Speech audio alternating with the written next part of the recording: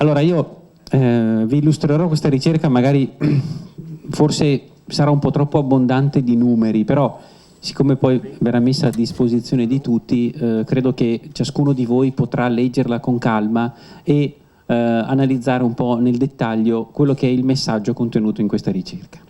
Intanto il titolo, che forse sì, ho modificato nottetempo, cioè avevo scritto più moneta elettronica, meno contanti.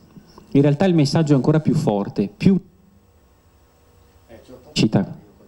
moneta elettronica, più sviluppo, più progresso.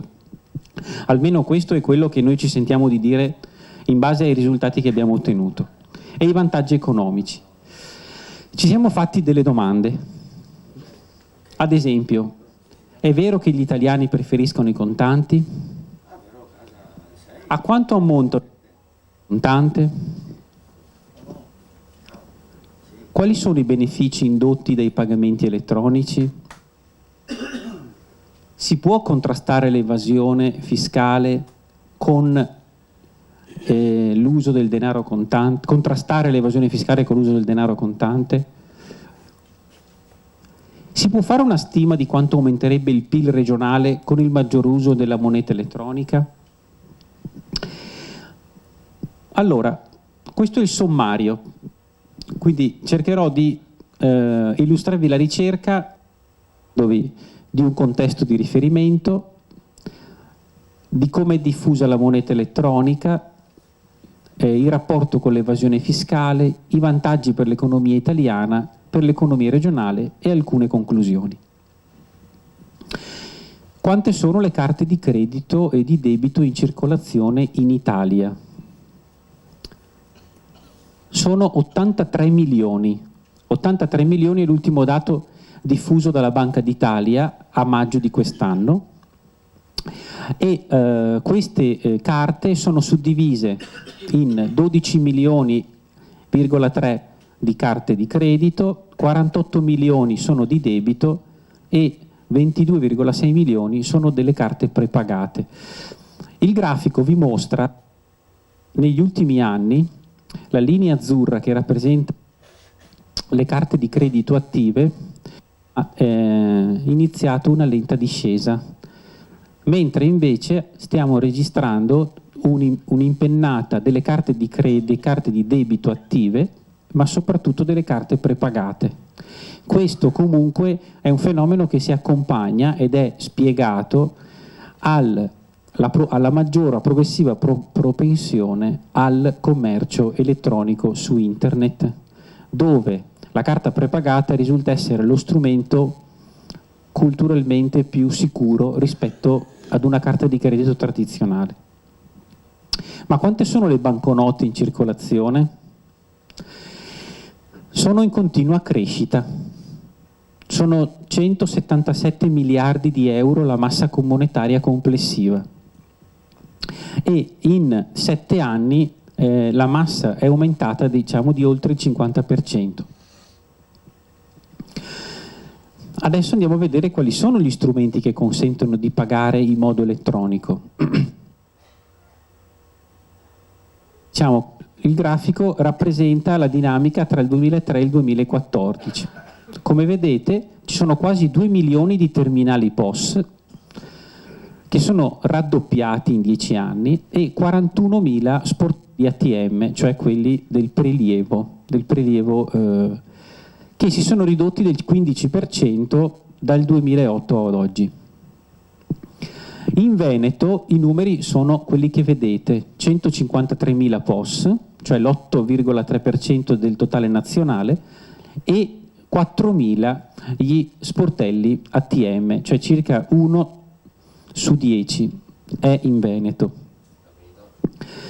Gli italiani però preferiscono i contanti.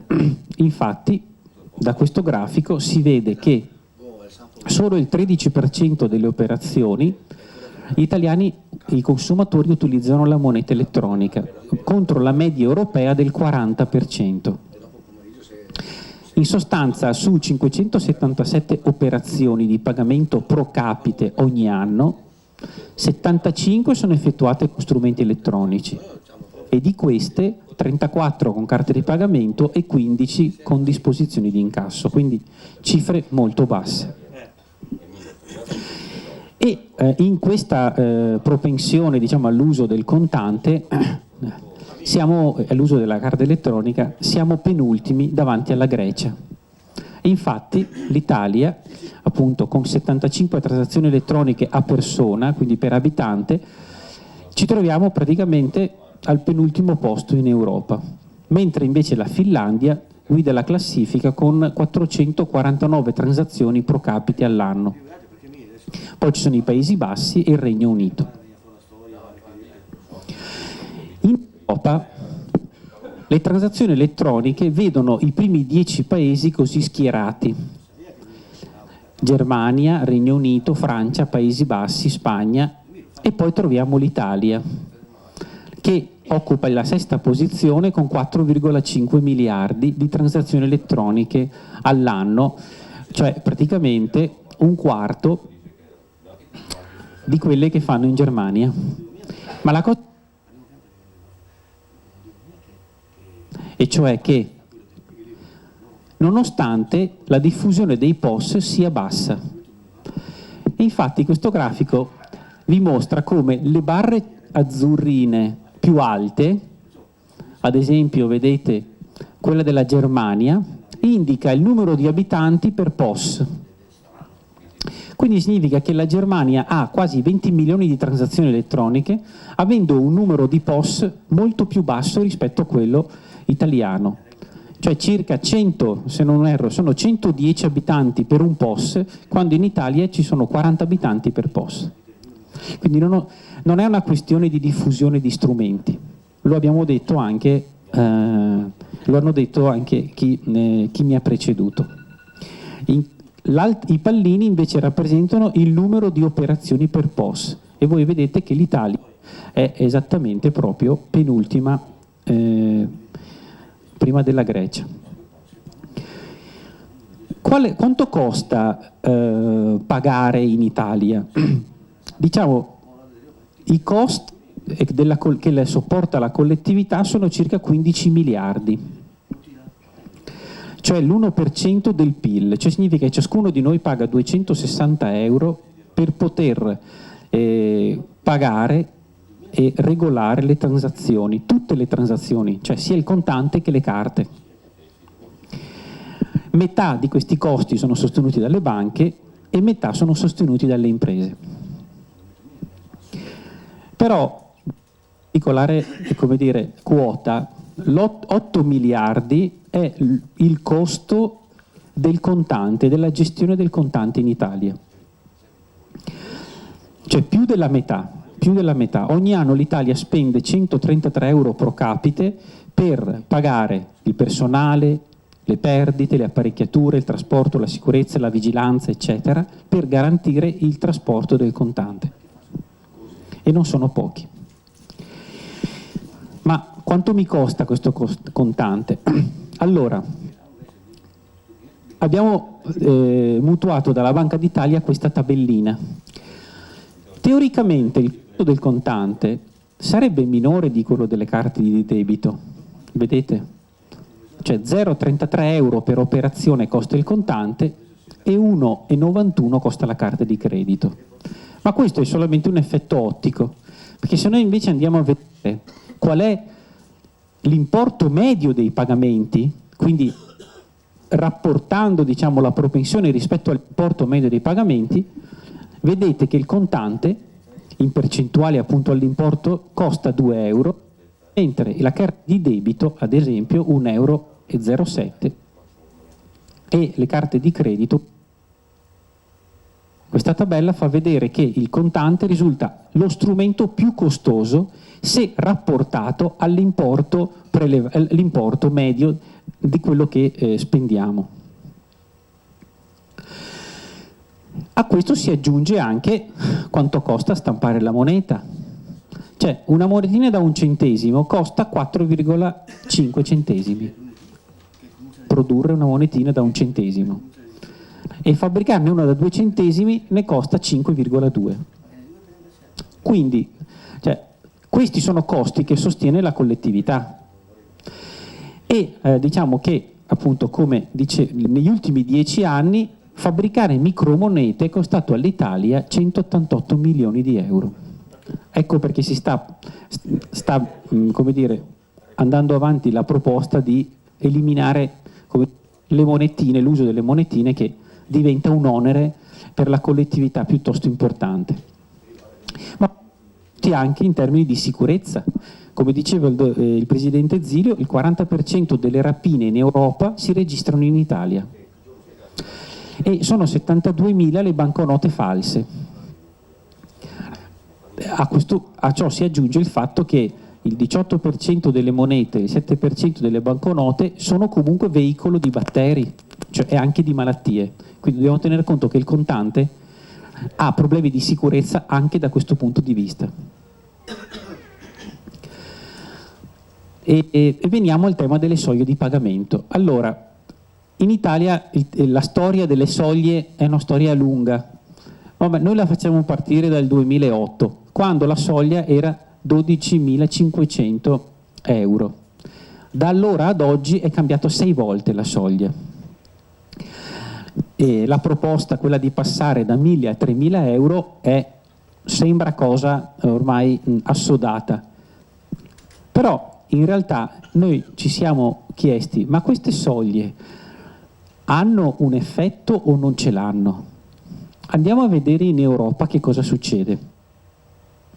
Se noi prendiamo tutti i paesi europei, andiamo a vedere come sono distribuite le soglie, vediamo che in realtà non c'è una correlazione precisa tra presente e ad esempio evasione fiscale. Guardate, i primi 10 paesi sono i paesi in cui esiste una soglia all'uso del contante e accanto abbiamo messo la percentuale di economia sommersa. Ci sono altri 18 paesi in cui non c'è nessun limite di contante e c'è una percentuale di economia sommersa comunque elevato. Quindi in realtà prevedere delle soglie per il contante è una cosa che non serve assolutamente a nulla.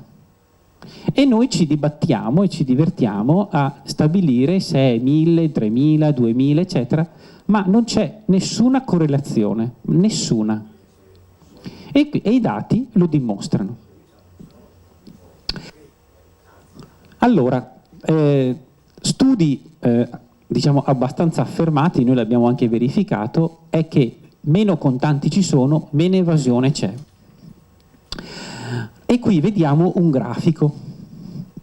Allora, questo grafico mette in relazione tutti i paesi europei in base al numero di transazioni elettroniche sull'asse orizzontale e la quota di economia sommersa rispetto al PIL sull'asse verticale.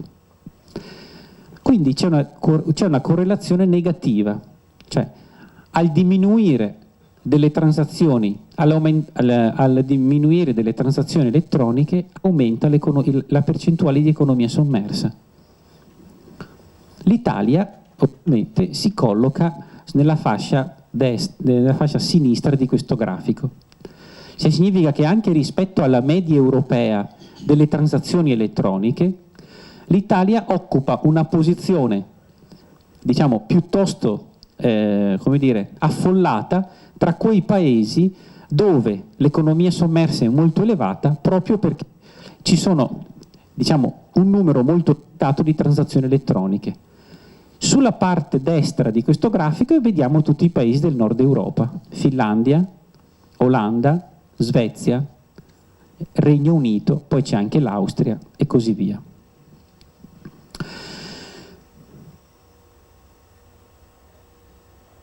Calcolare quali potrebbero essere i vantaggi economici per il nostro paese se usassimo più moneta elettronica. Il titolo è quello: più moneta elettronica, più PIL per tutti. Perché? Perché esiste una relazione positiva tra numero di carte di pagamento e crescita economica. In Italia un aumento di 1 milione di carte di pagamento potrebbe generare un aumento del PIL di 10,5 miliardi. E questo porterebbe una dell'economia sommersa di 1,2 miliardi, a cui è connesso un recupero di evasione. Quindi, per farla breve, con un grafico, noi avremmo stimato questo tipo di impatto, che avrebbe quindi anche come effetto finale un abbassamento delle tasse, cioè dei costi che sostiene la collettività per tenere in piedi il sistema. Però c'è anche un altro elemento. Se noi riuscissimo ad abbassare la soglia di prelievo medio, ad esempio almeno di 15 euro, tutte le volte che preleviamo 15 euro, mediamente 15 euro in meno, potremo generare una diminuzione di economia sommersa di quasi 24 miliardi e quindi un recupero di evasione fiscale di 1,5 miliardi, con gli effetti che io vi ho illustrato nella slide precedente. L'effetto combinato di un aumento di carte elettroniche e di una riduzione del prelievo medio sarebbe il combinato disposto migliore. Cioè noi avremo, diciamo, 16 miliardi di gettito in più se avessimo 10 milioni di carte in più e se avessimo un prelievo medio ridotto di 15 euro.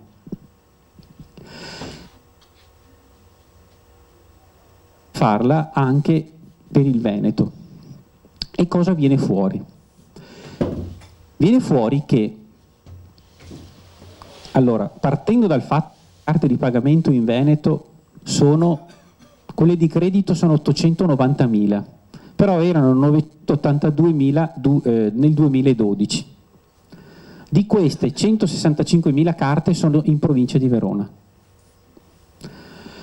Qui, per dirvi, la quota di famiglie che possiede almeno una carta è l'80% nel nord del paese e il 60% nel mezzogiorno. Però, nonostante le carte di pagamento siano comunque diffuse, la spesa per beni di consumo delle famiglie italiane con la moneta elettronica si ferma al 4%, 46%. La regionale che avevo anticipato ci dice che un aumento su scala nazionale di 10 milioni di carte, il che significa un aumento su base regionale di 900.000 carte, e una riduzione del prelievo medio di 15 euro potrebbe generare 3,3 miliardi di euro di riduzione di economia sommersa e un recupero di evasione fiscale di 1,6 miliardi. Quindi la combinazione di queste due azioni, diciamo, di policy porterebbero a questi risparmi. Ci siamo spinti a fare anche una stima per la provincia di Verona e quindi avremo un recupero di 300 milioni di euro per Verona e una riduzione dell'economia sommersa di 613 milioni di euro. Conclusioni. Allora, sono state già ampiamente dette. Che cosa genera il contante? La contraffazione, costi elevati, economia sommersa, criminale. Quali sono invece i vantaggi per i consumatori dei pagamenti elettronici? Meno evasione, più trasparenza, più velocità, più sicurezza, meno errori, meno rischio di truffe, più facile gestire detrazioni e deduzioni. Quali potrebbero essere le soluzioni? Io ne ho individuate 3, che sono quelle sulle quali si discute di più. C'è la fornitura di carte positive o carte a spesa controllata,